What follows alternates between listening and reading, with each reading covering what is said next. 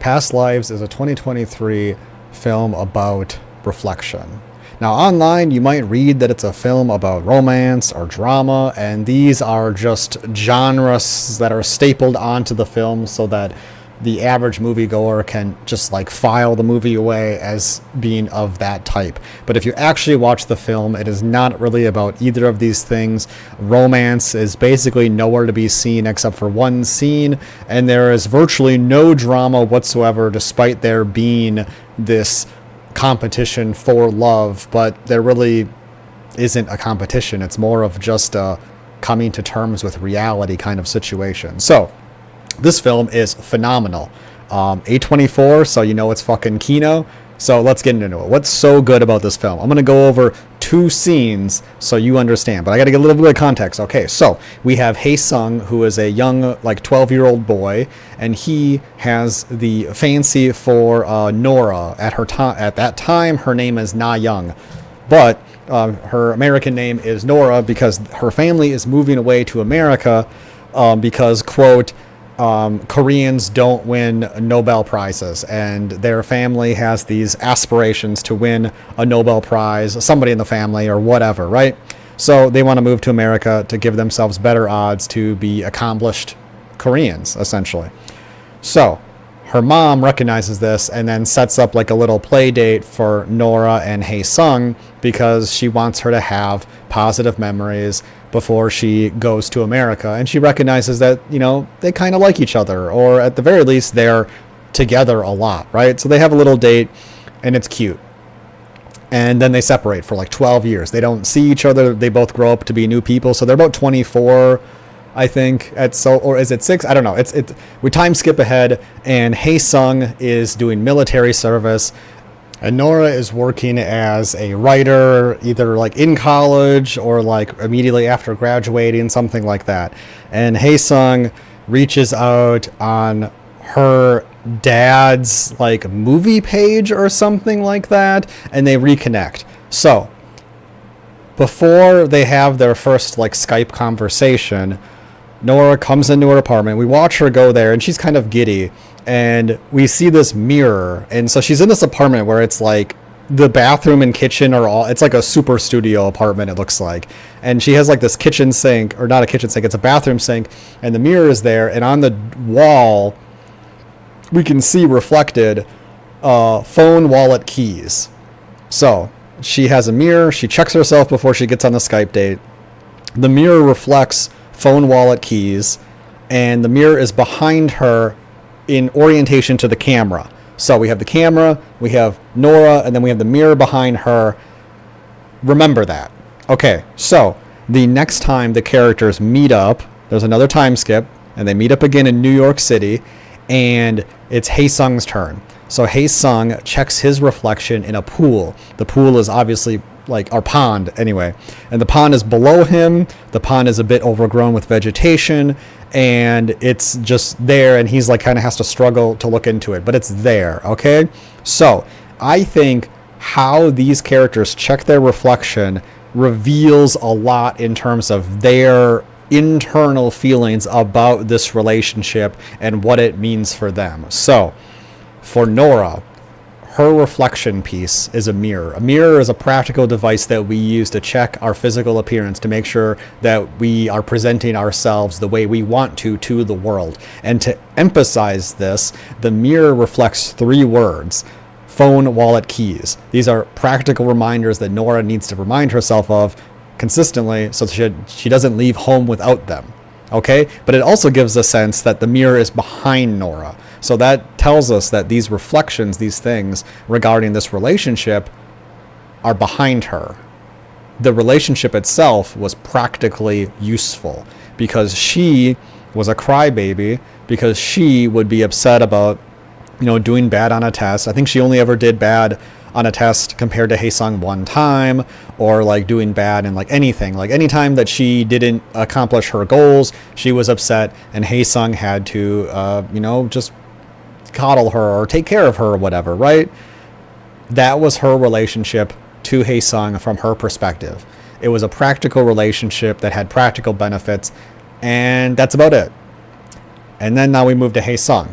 So Hae Sung sought to kind of take care of Nora. You know, if somebody is being comforted, somebody is doing the comforting, and in order to do comforting, we have to have an impetus in ourselves to want to do that, right?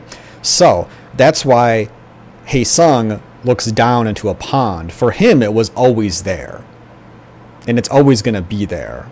That reflection for Hae Sung is something that is material, a part of this world, and it's stationary and it doesn't move.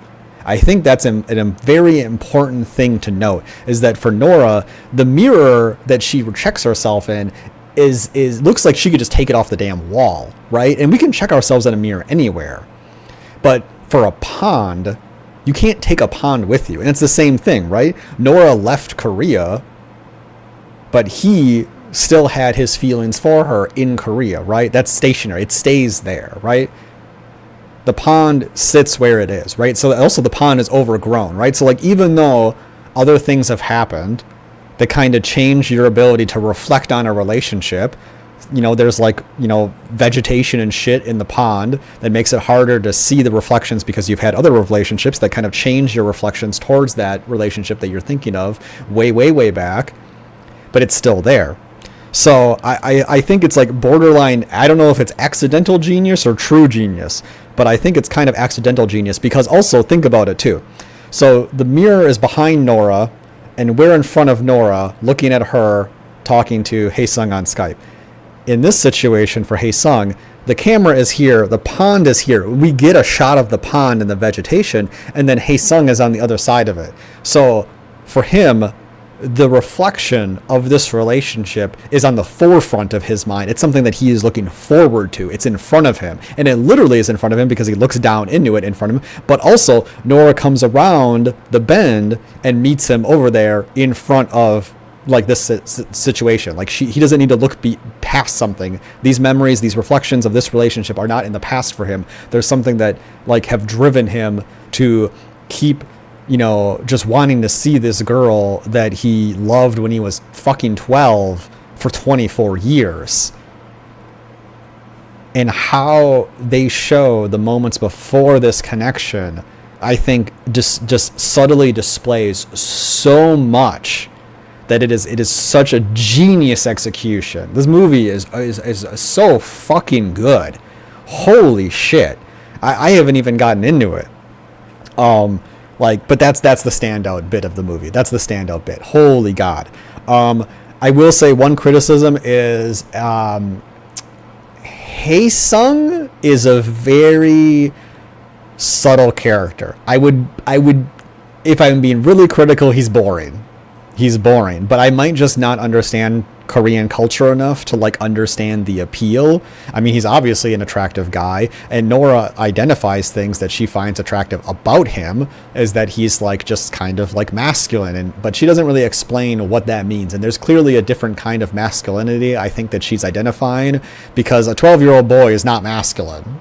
Like there's just nothing masculine about a 12-year-old boy. So it's kind of a weird comment, but you know, that's what the writers chose. A lot of the script is very underwritten. There's not a lot there, which is amazing because the actors have like so little to go on in terms of the script, but there is such a depth of performance in these little moments that it is just so phenomenal. And then when that final scene ends and you just see you just feel the fucking not even the, I don't even want to call it the pain, I don't even want to call it the turmoil, but you just see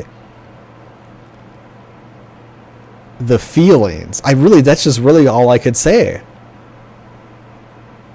And it's beautiful. It is a beautiful depiction of reflection.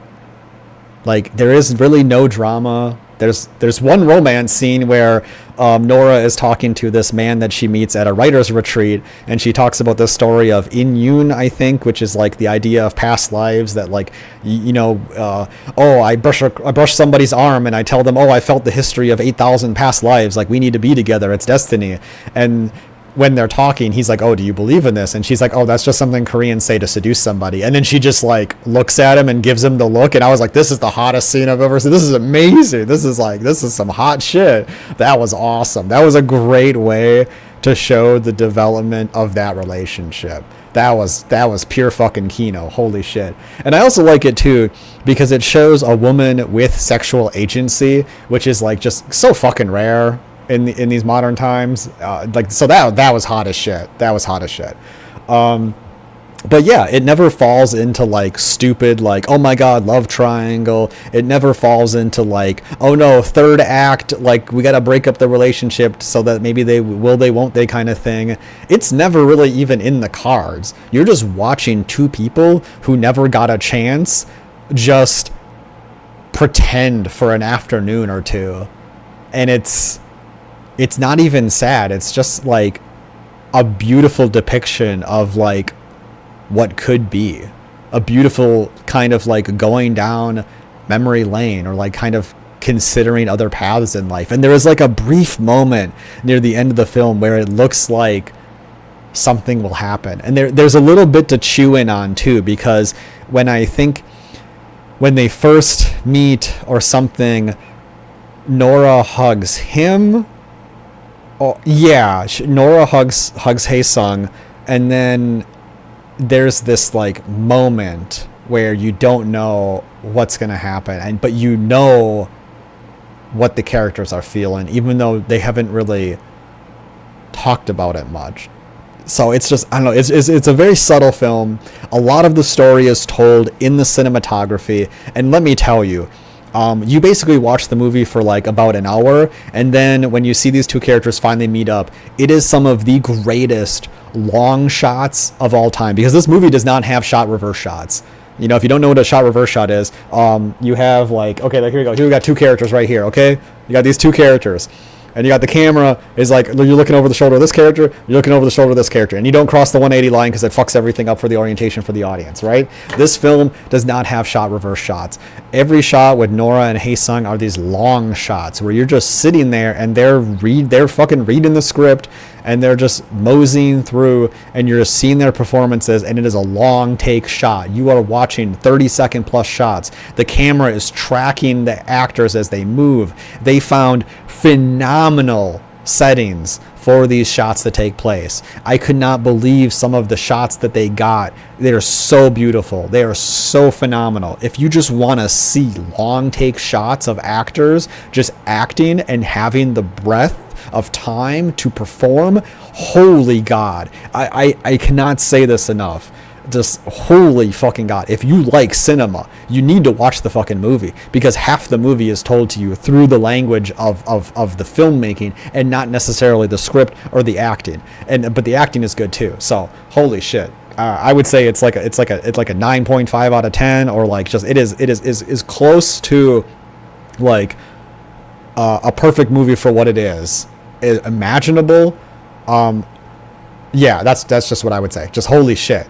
Just fucking watch it, you know? Like just fucking watch it. What are you doing? Why are you listening to me? Go watch the fucking movie. Stop wasting your time. Okay, anyway, yeah, that's my review. Blow me.